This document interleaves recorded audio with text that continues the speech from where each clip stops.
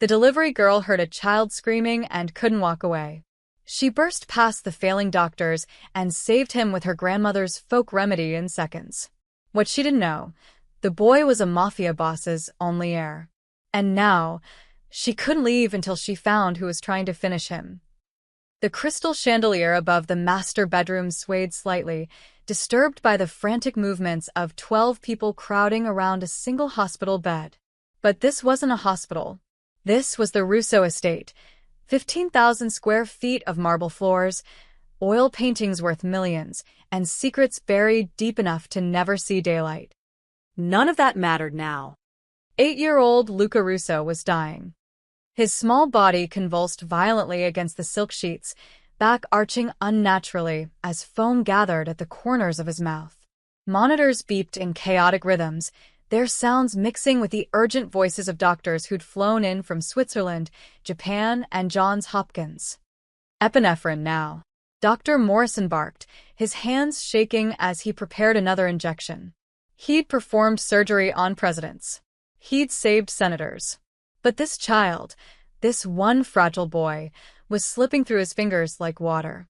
Dante Russo stood at the foot of the bed, a mountain of a man in a custom suit that probably cost more than most people's cars. His knuckles were white around the bedpost, the wood creaking under his grip. At 40, Dante had built an empire. He controlled half the city's ports, owned judges, had politicians in his pocket. Men feared him. Rival families wouldn't dare breathe his name without respect. But right now, watching his only son suffer, Dante Russo was just a father, helpless and drowning in terror. "What's happening?" His voice was dangerously quiet, the kind of quiet that came before storms. "You said the treatment would work." Dr. Morrison didn't look up, too focused on checking Luca's vitals. "The seizures aren't responding to medication. His body's rejecting everything we." "Then try something else." Dante's roar shook the room. A nurse flinched. 2 specialists exchanged worried glances. They'd lost count of the treatments they'd tried over the past 3 weeks. Experimental drugs. Cutting-edge procedures. Ancient remedies. Nothing worked. In fact, Luca only got worse. "Mr. Russo." Dr. Morrison finally met his eyes, and Dante saw something there that made his blood turn to ice. Resignation. "We've exhausted every option. His organs are starting to fail. I don't think he'll make it through the night." The words hung in the air like a death sentence. Dante's hand moved to his waistband, where his Glock rested. His fingers wrapped around the grip. "Let me make something crystal clear, Doctor. If my son dies, you die. Every single one of you in this room dies. You understand? It wasn't a threat. It was a promise." Dr. Morrison's face went pale, but before he could respond, Luca's monitor began shrieking. The boy's eyes rolled back, his body going rigid. "He's crashing. Get the defibrillator." The room exploded into chaos. Doctors shouted orders. Nurses scrambled. Medical equipment clattered. And through it all, Dante stood frozen, watching his son die in front of him. He'd killed men, destroyed families, built his empire on blood and fear. But he couldn't save his own child. A knock on the door went unnoticed at first. Then another, more insistent. "Not now," someone shouted. The door cracked open anyway, and Maria, the head of kitchen staff, poked her head in nervously. "Mr. Russo, I'm so sorry to interrupt, but get out." Dante's voice was a thunderclap. Maria flinched but didn't leave. "Sir, the herbal delivery is here. For tonight's dinner. She says she needs a signature, or she can't leave the—" "I don't give a damn about dinner." Dante turned on her, and Maria stumbled backward. But she'd worked for the Russo family for 20 years. She knew when to push. "I know, sir. I'm sorry. I'll send her away. I just thought." The chef ordered special herbs. Medicinal ones. From that organic farm you approved last month. For Master Luca's special meals. Something in those words made Dante pause. Medicinal herbs. They'd tried everything else. Luca's diet had been carefully controlled, supervised by nutritionists and specialists. Before he could respond, A woman's voice drifted up from the hallway. "Is everything okay?" I heard shouting. Then came the sound that changed everything. Luca screamed, a raw, agonized sound that didn't belong to a child. It was the sound of pure suffering. And Anna Carter, standing in the hallway with a crate of fresh herbs in her arms, felt that scream pierce straight through her chest. She didn't think. Didn't hesitate. Anna had spent 32 years learning to mind her own business. As a single mother working 3 jobs just to keep her daughter fed, she'd mastered the art of keeping her head down. Deliver the packages. Collect the signature. Move on to the next stop.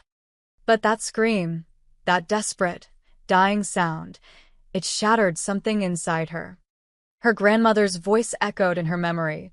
"When you hear someone suffering, Anna, you help. That's what we do. That's who we are." Anna dropped the crate. She pushed past Maria, ignoring the shocked gasp. She burst through the bedroom door, and the scene before her froze her blood. The enormous room, the desperate doctors, the machines screaming warnings, and in the center of it all, a small boy dying on white sheets. "Who the hell?" someone started. But Anna was already moving, her sneakers squeaking on the marble floor as she rushed to the bedside. A doctor tried to block her, but she ducked under his arm with the agility of someone who'd spent years dodging trouble. "Get her out of here," Dr. Morrison shouted. Anna didn't listen. She reached Luca's side and placed her hands on his small chest, feeling the violent spasms racking his body. His skin was burning. His lips were blue. His eyes stared at nothing. She'd seen this before. Not in a hospital.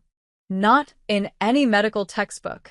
But 20 years ago, in her grandmother's tiny kitchen, when Anna's cousin had nearly died from.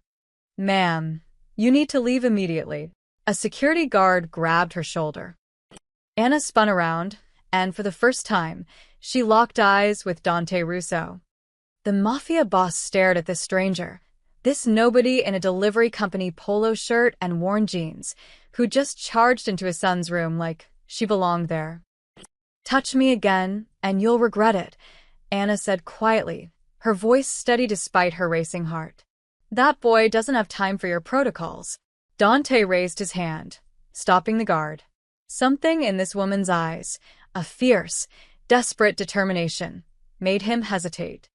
"You have 30 seconds, Dante said. "Then I put a bullet in your head." Anna turned back to Luca. 30 seconds to save a dying child. 30 seconds to change everything.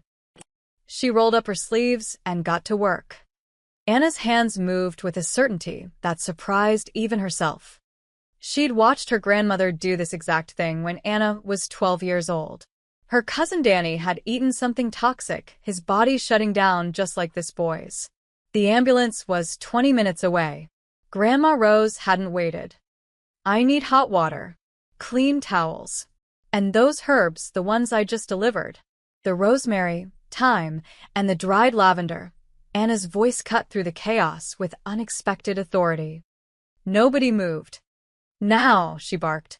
Maria disappeared, her footsteps echoing down the hallway. Dr. Morrison stepped forward, his face red with indignation. "Mr. Russo, this is insane. This woman has no medical training. She's going to kill your son." Dante's gun cleared its holster in one smooth motion, the barrel now pointed at the doctor's forehead. "My son is already dying. You said so yourself. So either she kills him or you did. At least she's trying something new." The doctor's mouth opened and closed like a fish. 19 seconds left, Dante said to Anna, his eyes never leaving the doctor. Anna pressed her fingers against Luca's neck, finding the pulse points her grandmother had taught her. The boy's heart was racing erratically, like a car engine misfiring. She applied pressure, gentle but firm, on specific spots along his throat and collarbone. "What are you doing?" a nurse whispered. "His nervous system is in overdrive," Anna said, her fingers moving to new pressure points along Luca's arms. "Everything's firing at once. I'm trying to reset it. Like rebooting a computer." It sounded crazy. It probably was crazy. But her grandmother's voice echoed in her head. The body remembers how to heal itself, Anna. Sometimes it just needs a reminder. Maria burst back into the room, arms loaded with supplies. I've brought everything. Anna grabbed a towel and plunged it into the steaming water, then wrung it out partially. She scattered herbs across the hot cloth, rosemary for circulation, thyme for the respiratory system, lavender for the nervous system. The sharp, medicinal scent filled the room immediately. This is medieval nonsense, Dr. Morrison protested, but his voice was weaker now. Anna folded the herbed cloth and pressed it against Luca's chest, right over his heart. Then she began rubbing, slow, rhythmic circles that matched the pattern of a healthy heartbeat. Her other hand continued working the pressure points on his neck and arms. 1, 2. 3 she counted under her breath, her movements precise and deliberate. Luca's body jerked violently. She's making it worse, someone shouted. But Anna didn't stop. She'd seen this before too, the body fighting back before it surrendered to healing. She pressed harder, her circles becoming more insistent. 4, 5. 6. The monitors were still screaming. Luca's face was still blue. Dante's finger tightened on the trigger. Your time's up. 7, 8. 9. Anna's voice remained calm, even as sweat beaded on her forehead. Then, between one heartbeat and the next, something shifted. Luca's body went completely still. The room held its breath. For 3 eternal seconds, nothing happened. The monitors showed flat lines. The doctors looked at each other in horror. Anna kept rubbing. Kept pressing. Kept believing. And then Luca gasped. It wasn't the desperate, drowning gasp of someone dying. It was the deep, shuddering breath of someone waking up from a nightmare. His back relaxed against the mattress. His fingers unclenched. The blue tint began fading from his lips, replaced by the faintest hint of pink. The monitors started beeping in normal rhythm. Steady. Strong. Alive. Oh my God, a nurse whispered. Anna sagged with relief, her hands still on Luca's chest, feeling his heartbeat stabilize under her palm. It was working.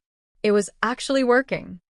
Dr. Morrison stumbled forward, checking the monitors with wide, disbelieving eyes. His vitals they're stabilizing. Oxygen levels rising. Heart rate normalizing. This shouldn't be.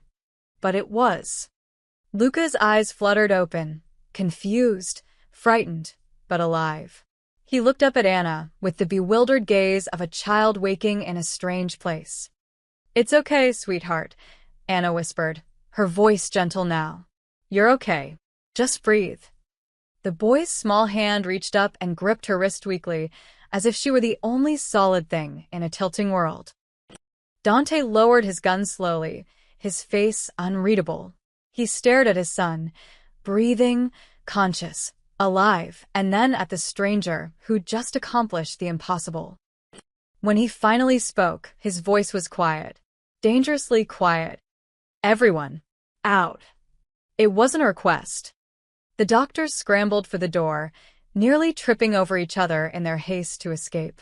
Nurses grabbed equipment and fled. Maria hesitated only a moment before bowing her head and backing out of the room. Within seconds, the bedroom was empty except for 3 people: Dante, Anna, and the child she'd just saved. Anna started to rise, her legs shaky from adrenaline. I should go check on my delivery truck. I left it. Sit down. Dante's voice stopped her cold. He moved around the bed like a predator circling prey, his footsteps silent on the thick carpet. Then he crouched beside Anna, bringing his face level with hers. Up close, she could see the exhaustion in his eyes, the fear he'd been hiding, the dangerous edge of a man who'd just watched his world nearly end. Tell me who you are, Dante said, each word carefully measured. Tell me how you just did what 1,000 doctors, specialists, and surgeons couldn't do. And tell me the truth, because I'll know if you're lying. Anna met his gaze steadily, even though her heart was hammering. My name is Anna Carter. I'm a delivery driver. I work for Fresh Harvest Organics, and I was supposed to drop off herbs and get a signature. That's it. That's all I am. Nobody is just anything, Dante said. Try again. I learned that technique from my grandmother, Anna continued, her voice stronger now. She was an herbalist. Grew up in a small town in Kentucky where doctors were 2 hours away. She had to learn how to heal people with what she had.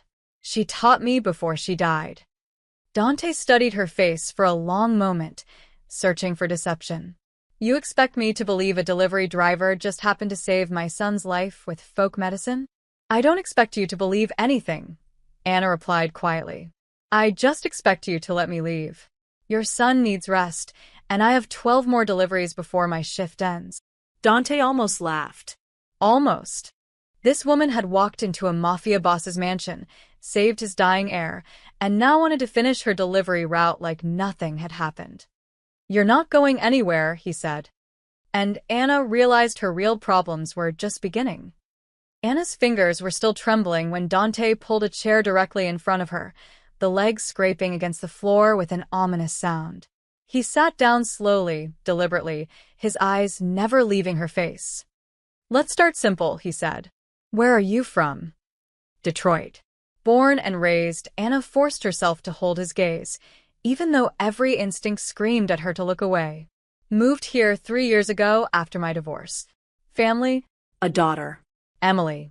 She's 7-inch, Anna's voice caught slightly. She's at after-school care right now, waiting for me to pick her up. Dante tilted his head. So you're telling me a single mother from Detroit, working as a delivery driver, just happens to know ancient healing techniques that stumped the best medical minds in the world. It's not ancient. It's just forgotten. Anna wiped her palms on her jeans. My grandmother was born in 1940. Back then, people in rural areas had to figure things out themselves. She learned from her mother, who learned from hers. It was survival, not magic. Convenient story. It's the truth, Anna's voice hardened slightly.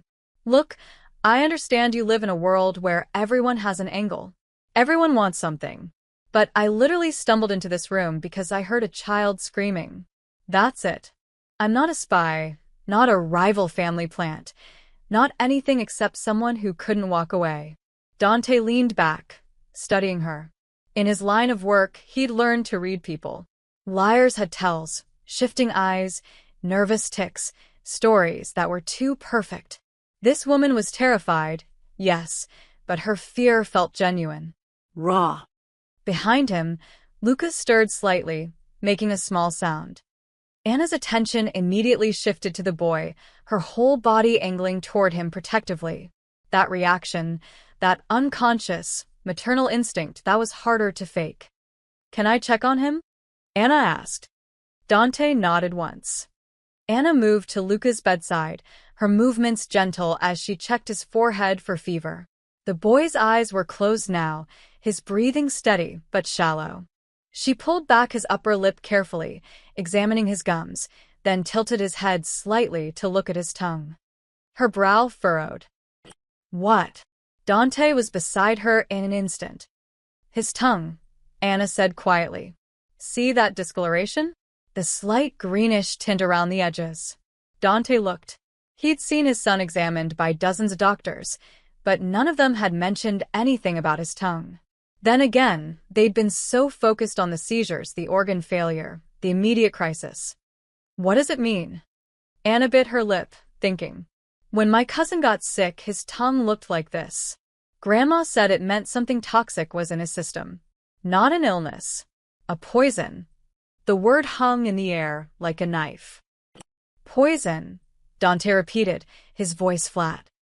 I could be wrong, Anna added quickly. I'm not a doctor. But the symptoms, the way he seizes, the way his body rejects every treatment, it doesn't feel like a disease. It feels like his body is fighting something that keeps getting reintroduced. Dante's jaw clenched, so hard Anna heard his teeth grind. Keep talking. You said the doctors have been treating him for 3 weeks? When Dante nodded, Anna continued. Has there been any pattern? Any consistency to when the seizures happen? They're random. Morning, night, afternoon. Dante stopped. His eyes narrowed. Wait. No. They always happen within an hour after meals. Every single time. Anna's stomach dropped. That's not random. She watched Dante's expression change, saw the moment understanding crashed over him like a tidal wave. This wasn't some mysterious illness. This wasn't bad luck or God's punishment or any of the things he'd been telling himself at night. Someone was poisoning his son. Someone in his house. Someone with access to Luca's meals. Someone who'd looked him in the eye for 3 weeks while slowly murdering his child. Who prepares his food? Anna asked softly. The kitchen staff. Head chef Mario, 2 assistants. But every meal is supervised. Dante's hands curled into fists. Rocco oversees all household operations. He personally approves everyone on rotation near Luca. He checks every ingredient, He stopped mid-sentence. Anna saw something terrifying flash across his face. Not just anger. Something deeper. A betrayal so profound it physically hurt. Rocco, Dante whispered. He's my right hand. My oldest friend. We grew up together. He's Luca's godfather. I'm sorry, Anna said, and she meant it. She knew what betrayal felt like. Her ex-husband had cleaned out their bank account and disappeared with his secretary. But that was money. This was a child's life. Dante stood abruptly, pulling out his phone. His thumb hovered over the screen. Then he stopped. Put it away. If I'm right, he said slowly, and Rocco discovers I know, Luca becomes a liability. He'll finish the job before I can act. He turned to Anna. You're sure about this? No, Anna admitted. I'm a delivery driver who learned folk medicine from her grandmother. But those doctors couldn't figure it out in 3 weeks. Sometimes the simplest answer is the right 1 inch. Dante looked at his son, small, fragile, innocent, and something murderous settled in his eyes. If someone in my organization is trying to kill my heir, he said quietly, they're declaring war on me. And I don't lose wars. He turned back to Anna, and she saw the full weight of who he really was. Not a desperate father. A mob boss. You're staying here, Dante said. You keep Luca alive, and you help me find proof. You do that, and I'll make sure you and your daughter are protected for life. And if I refuse? Dante's smile didn't reach his eyes. You're a smart woman, Anna. You know there's no refusing. You walked into my world the moment you walked through that door. The only question now is whether you survive it. Anna thought of Emily, waiting at after-school care. Emily, who needed her mother to come home. I'll need to call my daughter, Anna said. Tell her I'll be late. Of course, Dante said. Right after you help me catch a traitor. The guest room Dante assigned to Anna was bigger than her entire apartment. Silk curtains framed floor-to-ceiling windows. A king-sized bed sat in the center, looking untouched and expensive. Oil paintings lined the walls, probably originals worth more than she'd earn in 10 years. Anna ignored all of it. She stood by the window, phone pressed to her ear, listening to her daughter's voice on the other end. Mommy, when are you coming? Emily's voice was small, worried. I'm so sorry, baby. I got held up at work. Mrs. Chen is going to take you home tonight and stay with you, okay? Anna had called her neighbor, practically begging. Mrs. Chen had agreed, bless her. But you promised we'd make cookies tonight. Anna's throat tightened. I know I did. And we will, I promise. Just not tonight. Tomorrow, okay? I'll make it up to you. Okay, Emily said, but Anna could hear the disappointment. After she hung up, Anna stood there for a long moment, staring at her phone. What was she doing? She should grab her keys, walk out that door, and never look back. But when she closed her eyes, she saw Luca's small face. That terrified look when he'd woken up. The way his tiny hand had gripped her wrist. A knock on the door interrupted her thoughts. Come in, Anna called. Dante entered, followed by a man Anna hadn't seen before. He was shorter than Dante, stockier, with a boxer's build and a face that had seen too many fights. His dark eyes swept over Anna with open suspicion. "This is Rocco Moretti," Dante said. "My second in command." "Rocco, this is Anna Carter. She saved Luca's life." Rocco's expression didn't change. "So I heard. Quite the miracle." Something in his tone made Anna's skin crawl. Not gratitude. Not relief. Something else entirely. "Just luck," Anna said carefully. "Right place, right time." "Funny kind of luck," Rocco crossed his arms. "You just happen to know exactly what to do when 12 trained doctors couldn't figure it out." "Rocco," Dante's voice carried a warning. "I'm just saying, boss. It's suspicious. She shows up, and suddenly everything's fine? In our line of work, we don't believe in coincidences." Anna met his gaze steadily. "You're right not to trust me. I'm a stranger. But your boss's son was dying, and now he's not. Maybe focus on that part." Rocco's jaw tightened. For a moment, Anna thought he might actually argue. But then he glanced at Dante and backed off. "I've arranged for Anna to have access to the kitchen areas," Dante said. "She'll be observing meal preparations for Luca, making sure everything is appropriate." The way Rocco's face hardened told Anna everything she needed to know. He didn't like this. Didn't like her. And definitely didn't like someone new having access to his carefully controlled domain. "Is that really necessary?" Rocco asked. "We already have protocols." "The protocols failed." Dante's voice could have cut glass. "My son almost died under your watch, Rocco. So yes, it's necessary." The two men stared at each other, and Anna felt the tension crackling between them. Years of friendship colliding with suspicion and blame. "Fine," Rocco finally said. "I'll inform the staff," he turned to Anna. "Stay out of my way." After he left, Dante moved to the window, looking out over the estate grounds. "He's been with me for 15 years. Saved my life twice. Stood beside me when everyone else ran. And now you think he's trying to kill your son," Anna said quietly. "I don't know what to think," Dante's voice was tired. "But I need to know the truth. And I need you to help me find it." He turned around, pulling an envelope from his jacket. "There's $50,000 in here. Down payment. Help me catch whoever's doing this, and you'll get 10 times that. Plus protection for you and your daughter. New identities if you want them. A house. Whatever you need." Anna stared at the envelope. $52,000. That was Emily's college fund. That was security. That was everything they needed. She didn't take it. "I don't want your money," Anna said. Dante's eyebrows rose. "Everyone wants money. I want your son to be safe." "That's it." Anna's voice was firm. "I'm not doing this for money or protection or anything else. I'm doing it because a child is being hurt, and I can help stop it." For the first time since they'd met, Dante smiled, a real smile, not the dangerous ones he'd been using. "You're either the bravest person I've ever met or the dumbest." "Probably both," Anna admitted. Dante put the envelope away and walked to the door. Then he stopped, his hand on the frame. "Let me make something clear, Anna. This isn't a negotiation. You're not a guest.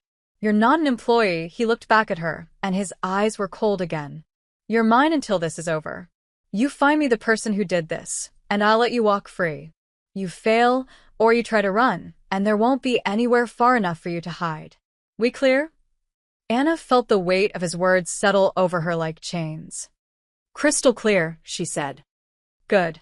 Kitchen duty starts at 5 a.m. tomorrow. Rocco will show you the ropes." Dante paused. "And Anna? Trust no one. Not the staff, not the guards. In this house, everyone has secrets. And some of those secrets are deadly." After he left, Anna sat on the edge of the massive bed, her head in her hands. What had she gotten herself into? Her phone buzzed. A text from Mrs. Chun with a photo of Emily, safely tucked into bed, holding her favorite stuffed rabbit. Anna saved the photo and held the phone close to her chest. "Just find the proof," she whispered to herself. "Find the proof and go home."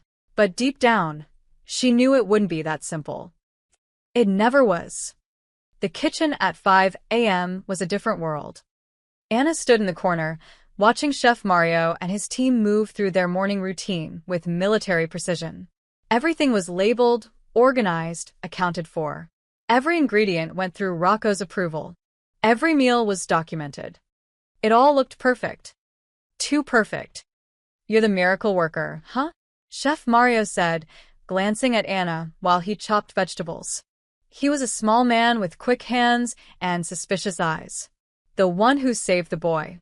"I just got lucky," Anna said, keeping her voice neutral. "Luck," Mario snorted. "In this house, there's no such thing." Anna spent 3 days watching, taking mental notes, learning the patterns. Rocco's men delivered supplies every morning at 6. The same 2 guys, Tommy and Victor. They wore gloves, handled everything with care, logged every item in a leather-bound book. The kitchen staff rotated, but certain people always prepared Luca's meals. Always the same protocols. Always supervised. And yet somehow, poison was getting through. Anna's breakthrough came from an unexpected source. On the 4th day, Dante brought Luca downstairs. The boy had been improving steadily, growing stronger each day. He still looked pale and fragile, but his eyes were brighter now. "Luca wants to thank you," Dante said, his hand protectively on his son's shoulder. The boy stepped forward shyly, holding a crayon drawing. It showed 2 stick figures, a small one and a taller one with yellow hair. "That's you," Luca said softly, pointing to the yellow-haired figure. "You saved me." Anna's heart melted. She knelt down to his level. "That's the most beautiful thing anyone's ever given me." "Thank you, Luca." "Can you stay?" The boy's voice was barely a whisper. "Everyone else pokes me with needles. You just make things better." "I'm staying as long as you need me," Anna promised, brushing his dark hair back from his forehead. From that moment, Luca attached himself to Anna like a shadow. He followed her around the kitchen, asking questions, telling her stories about his favorite cartoon characters. When meal times came, he refused to eat unless Anna tasted the food first. Dante allowed it, maybe because it kept his son calm, maybe because he was testing Anna's loyalty. One afternoon, while Anna was helping prepare Luca's lunch, the boy tugged on her sleeve. "Anna?" His voice was small. "Sometimes the food smells funny." Anna's hand stilled. "What do you mean, sweetheart?" Luca looked around nervously, making sure no one was listening. "Not all the time. Just sometimes. Like when Uncle Rocco brings me special treats. They smell like the medicine Daddy gives me. The bitter kind." Anna's pulse quickened. "When does Uncle Rocco bring you treats?" "Mostly after dinner. He says they're vitamins to make me strong." Luca's eyes filled with confusion. "But they make my tummy hurt." Anna forced herself to stay calm, to keep her voice gentle. "Can you tell me what they look like?" "Little brown squares. Like chocolate, but not chocolate." Luca wrinkled his nose. "I don't like them, but Uncle Rocco says I have to eat them or I'll disappoint Daddy." Anna's mind raced. Rocco was giving Luca something directly, bypassing all the kitchen protocols. Something disguised as treats. "Luca, this is very important," Anna said quietly. "Don't eat anything Uncle Rocco gives you anymore, okay? If he asks why, tell him your stomach still hurts. Can you do that for me?" The boy nodded solemnly. That night, after everyone had gone to bed, Anna crept back to the kitchen. The mansion was different in darkness. Shadows stretched longer. Every creak of the floorboards sounded like thunder. Anna's heart hammered as she used the key card Dante had given her to access the kitchen. She'd watched Rocco's routine carefully. Every night, he personally checked certain supplies. One cabinet in particular, always locked, always handled by him alone. Anna had stolen the key from his office that afternoon, her hands shaking the entire time. Now, standing in the dark kitchen with only a small flashlight, she inserted the key into the locked cabinet. It opened with a soft click. Inside were containers of supplements, vitamins, and specialty ingredients for Luca's specific dietary needs. Anna examined each one carefully, holding them up to the light, smelling them, looking for anything unusual.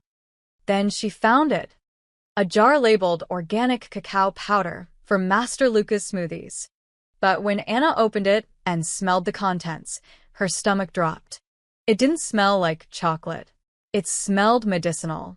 Sharp. Wrong. She dipped a spoon into the powder and examined it under the flashlight.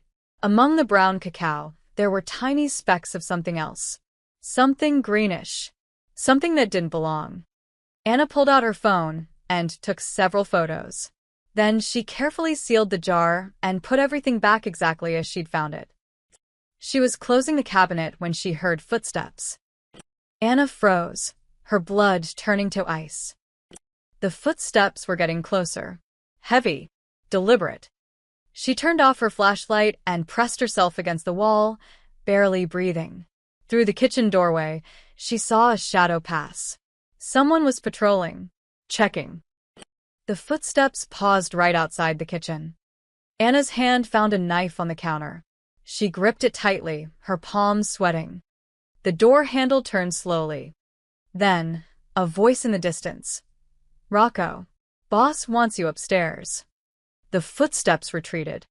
Anna waited 10 agonizing minutes before she dared to move. When she finally slipped out of the kitchen and back to her room, her legs were shaking so badly she could barely walk. She locked her door and sat on the bed, staring at the photos on her phone. She had proof. Real, tangible proof that Rocco was poisoning Luca.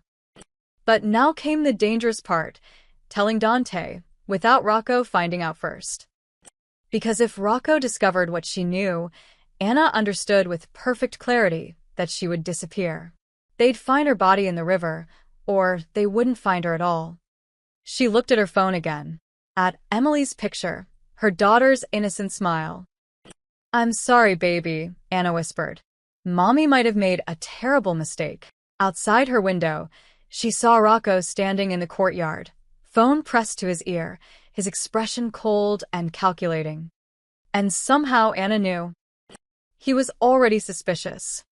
The clock was ticking. Anna had 72 hours to figure out how to expose Rocco without getting herself killed. The problem was simple. She couldn't just show Dante the photos and the contaminated cacao powder. Rocco would deny everything, claim someone was framing him, maybe even suggest Anna planted the evidence herself. In a world built on loyalty and paranoia, her word meant nothing against a man who'd stood beside Dante for 15 years. She needed something undeniable, something public, something that would make Rocco condemn himself. The opportunity came on the 5th day. "We're having a celebration dinner tonight," Dante announced at breakfast, Luca sitting beside him, eating scrambled eggs. The boys' recovery. Family and inner circle only. Rocco looked up sharply. "Is that wise?" "Luca's still weak." "Luca's strong enough," Dante said, ruffling his son's hair. "And it's time to show everyone that the Russo family doesn't break. We survive. We thrive." He looked at Anna. "You'll join us, of course. You're the reason we're celebrating." Anna's mind raced. A family dinner. Everyone gathered. Rocco would be there, along with Dante's most trusted men, the capos, the enforcers, the ones who controlled the family's operations. "I'd be honored," Anna said.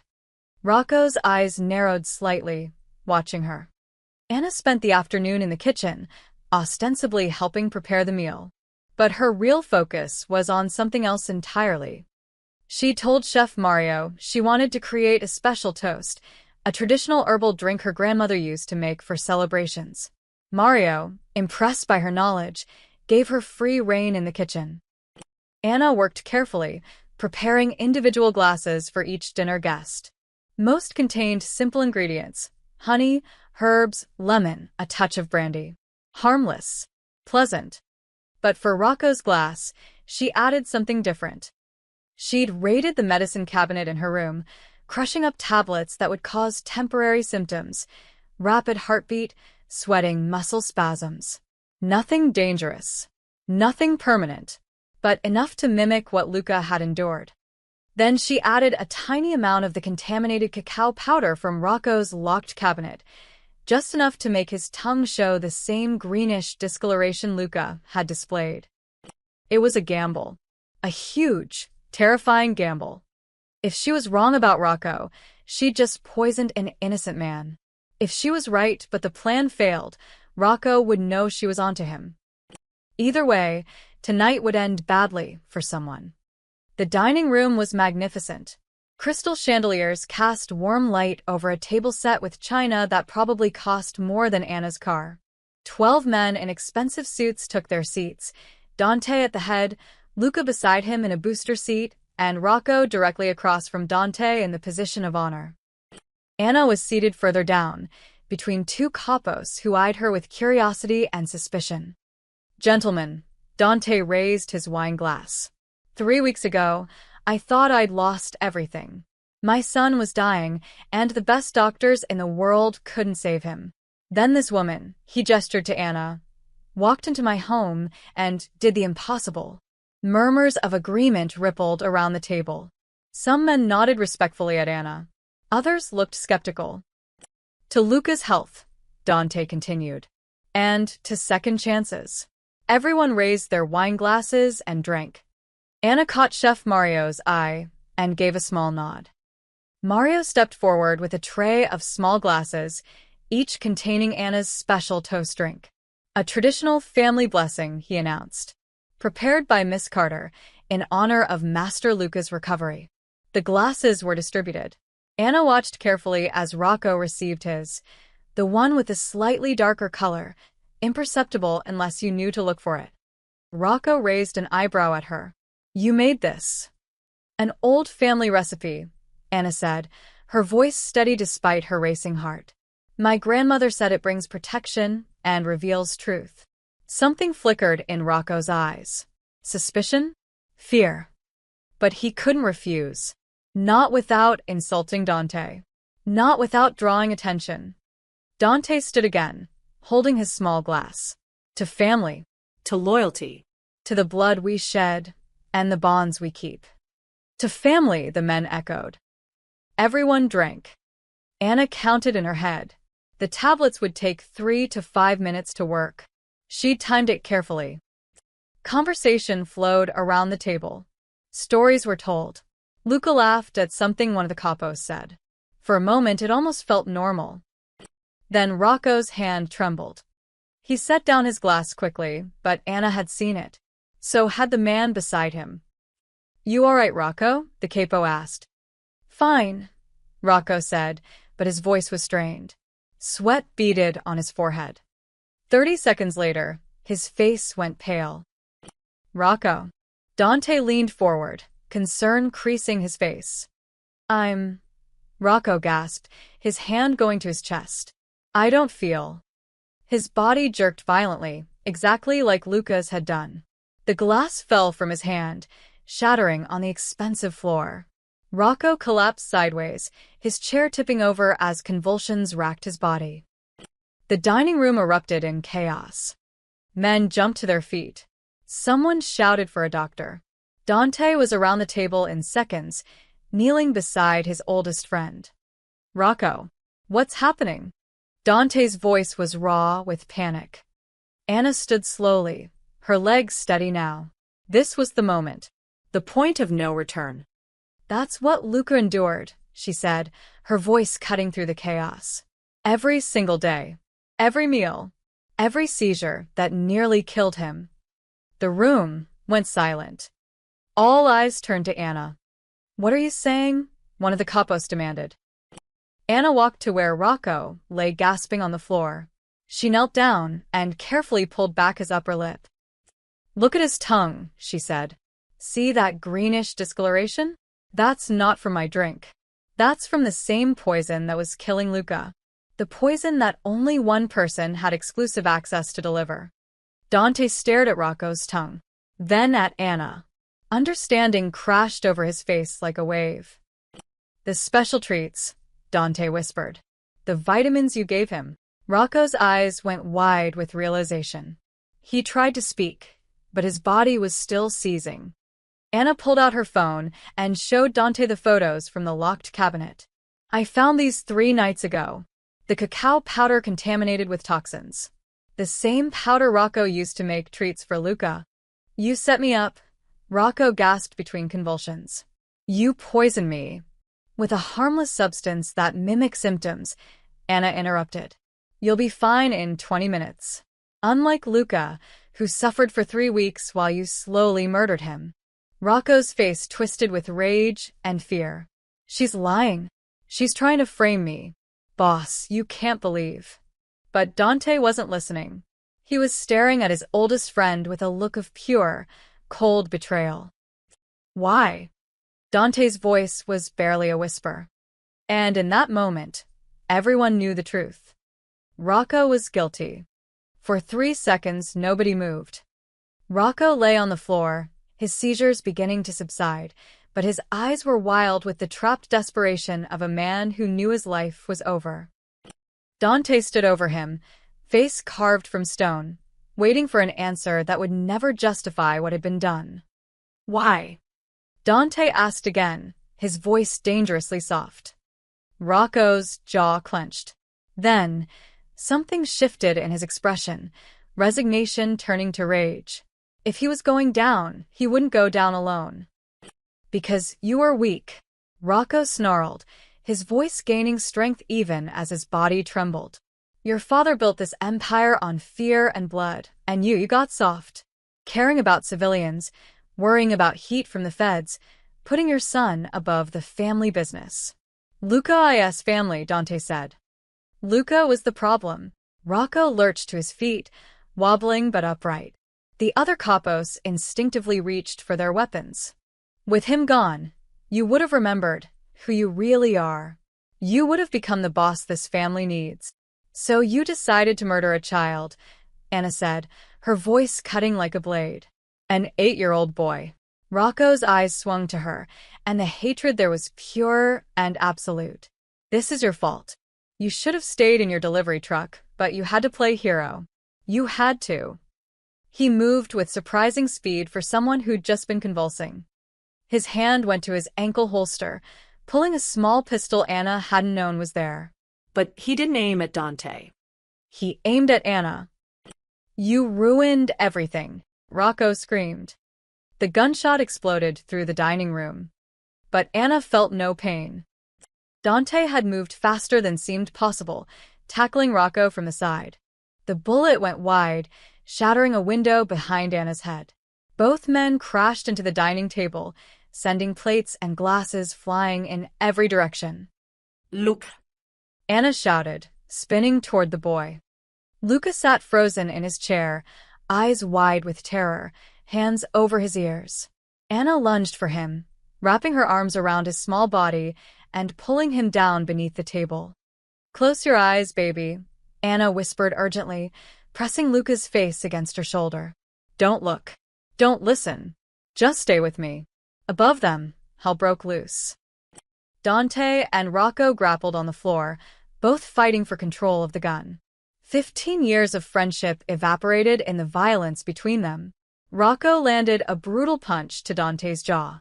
Dante responded by slamming Rocco's hand against the floor until the gun skittered away. Boss. One of the capos moved to help. Stay back. Dante roared. He's mine. The other men formed a circle, hands on their weapons but not interfering. This was personal. Sacred. A betrayal this deep could only be answered by Dante himself. Rocco managed to roll free, scrambling for the fallen gun. His fingers closed around it just as Dante kicked him in the ribs with enough force to crack bone. Rocco gasped but kept moving, raising the weapon. Dante grabbed a dinner knife from the floor and slashed upward. Rocco screamed as the blade opened a gash across his forearm. The gun fell again.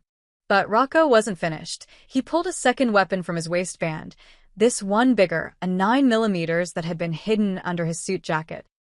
You should have let him die, Rocco shouted, blood streaming from his arm.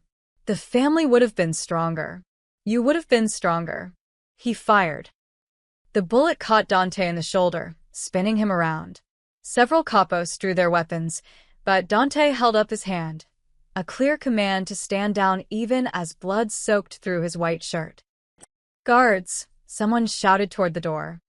The dining room doors burst open and 6 security guards rushed in, weapons drawn, but they stopped short at the carnage. The shattered glass, the overturned furniture, their boss bleeding and locked in combat with his second-in-command. Nobody interferes. One of the capos barked at them. Boss's orders. Dante charged at Rocco despite his wounded shoulder, tackling him into the china cabinet. The crash was deafening. Porcelain exploded in every direction. Both men fell into the wreckage, trading brutal punches. Under the table, Anna held Luca tighter, singing softly in his ear, a lullaby her grandmother used to sing. Anything to drown out the sounds of violence happening just feet away. Rocco fought like a man possessed, knowing these were his final moments. He landed a vicious elbow to Dante's wounded shoulder, making the boss grunt in pain. Then he grabbed a shard of broken plate and slashed at Dante's face. Dante caught his wrist, twisting it until bones cracked. Rocco howled. "You poisoned my son," Dante said, his voice cold and final. "You looked me in the eyes every day while you murdered my blood. I was trying to save you," Rocco gasped. "You killed yourself the moment you touched him." Dante wrenched the gun from Rocco's weakened grip. In one fluid motion, he pressed the barrel against Rocco's forehead and fired. The sound was deafening in the enclosed space. Rocco's body went limp, his eyes staring at nothing. Dante stood slowly, breathing hard, covered in blood, some his own, most of it Rocco's. He looked down at the body of his oldest friend, his brother in everything but blood, and felt nothing but cold satisfaction. "Let this be a lesson," Dante said, addressing the room even though his eyes never left Rocco's corpse. "No one poisons my blood and lives. No one betrays this family and walks away. Loyalty is everything. Without it, you're nothing." The capos bowed their heads, a show of absolute submission and renewed allegiance. "Yes, boss," they murmured in unison. Dante finally looked away from Rocco. "Someone clean this up. Get Dr. Morrison to look at my shoulder." Then his eyes found the overturned table where Anna and Luca were hiding. His expression softened almost imperceptibly. "Anna." "Bring him out." Anna emerged slowly, Luca still clutched in her arms. The boy's eyes were squeezed shut, his small body trembling. Dante knelt down despite his wounded shoulder, reaching out to touch his son's face. "Luca." "It's over. You're safe now." Luca opened his eyes, saw his father's bloody face, and burst into tears. But they weren't tears of fear. They were relief. He reached for Dante, and father and son held each other while Anna stepped back, giving them space. Around them, guards began removing Rocco's body. The nightmare was finally over. The sun rose over the Russo estate 3 days later, painting the sky in shades of pink and gold. Anna stood in Luca's bedroom doorway, watching the boy sleep peacefully for the first time since she'd arrived. No monitors. No desperate doctors. No poison coursing through his small body. Just a child, breathing steadily, dreaming whatever 8-year-olds dream about. She'd barely slept herself. The image of Rocco's final moments played on repeat every time she closed her eyes. She'd seen a man die. Watched Dante execute his oldest friend without hesitation. This was the world she'd stumbled into. This was the price of saving one life. "You're up early." Anna turned to find Dante in the hallway, his arm in a sling from the shoulder wound. He looked tired but somehow lighter, as if a weight had been lifted. "Couldn't sleep," Anna admitted. "Keep thinking about everything." First time witnessing something like that. First time being the reason for something like that. Anna's voice was quiet. "If I hadn't exposed him, he would have kept poisoning my son until Luca died," Dante interrupted. "You saved him twice. Once from the poison, once from the poisoner. Don't carry guilt that belongs to Rocco alone." They stood in silence for a moment, watching Luca sleep. "The other families will hear about this," Dante said finally. "They'll know there was a traitor in my inner circle. Some will see it as weakness. Others will see it as strength. that I dealt with betrayal swiftly and personally. What do you see it as? Anna asked. Dante's jaw tightened. A reminder that trust is earned, not given, and that the most dangerous enemies are the ones who sleep under your roof.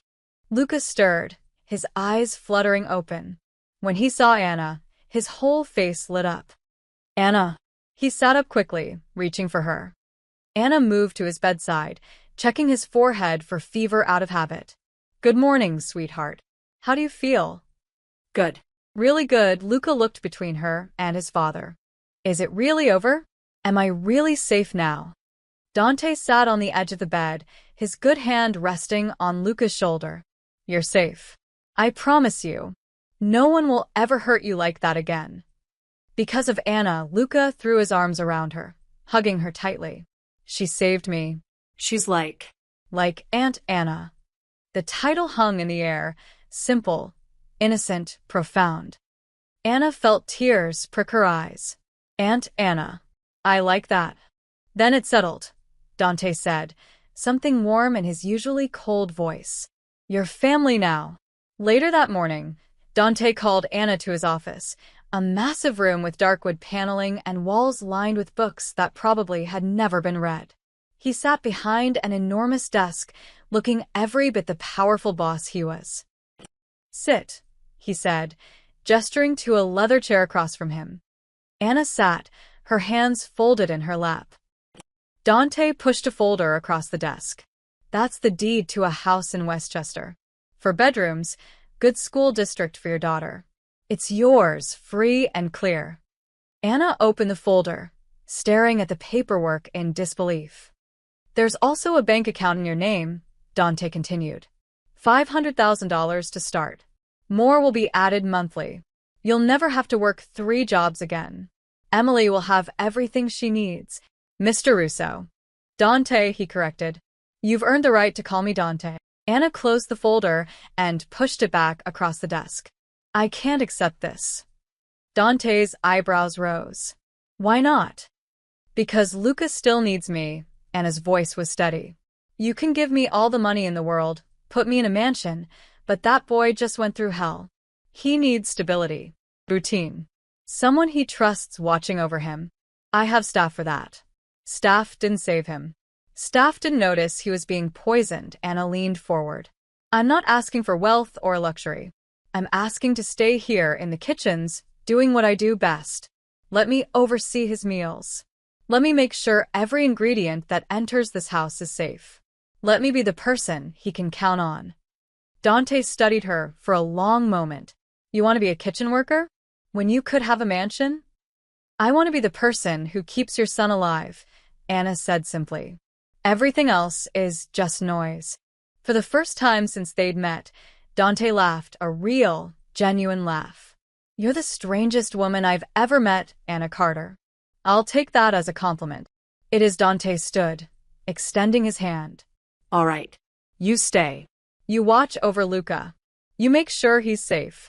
But the house and the money, they're yours anyway. For Emily. For your future. Consider it payment for a debt I can never truly repay. Anna shook his hand. Thank you. Dawn broke the next morning, and Anna found herself on the balcony outside Luca's room. The boy stood beside her in his pajamas, his small hand wrapped in hers, watching the sun climb over the horizon. It's pretty, Luca said softly. It is, Anna agreed. Every sunrise is a gift. A chance to start over. Will you really stay? Forever and ever? Anna squeezed his hand gently. As long as I breathe, no harm will come to you again. That's a promise. Behind them, the balcony door opened. Dante stepped out, coffee in his good hand, watching the two of them silhouetted against the golden light. He'd lost his oldest friend. Discovered betrayal in his own house. Nearly lost his son. But standing here, watching Anna protect Luca with the fierce devotion of a mother, Dante realized something. Sometimes the people who save you aren't the ones you expect. Sometimes they're just delivery drivers with kind hearts and grandmother's wisdom. Sometimes they're exactly what you need. Thank you, Dante said quietly, though neither Anna nor Luca heard him. The words weren't for them, anyway. They were for whoever was listening, fate, God, the universe, for sending this woman into his life at exactly the right moment. For giving him a second chance. For reminding him that not everyone in this world wanted something from him. Some people, like Anna Carter, just wanted to help. And in Dante Russo's dark world, that was the rarest gift of all.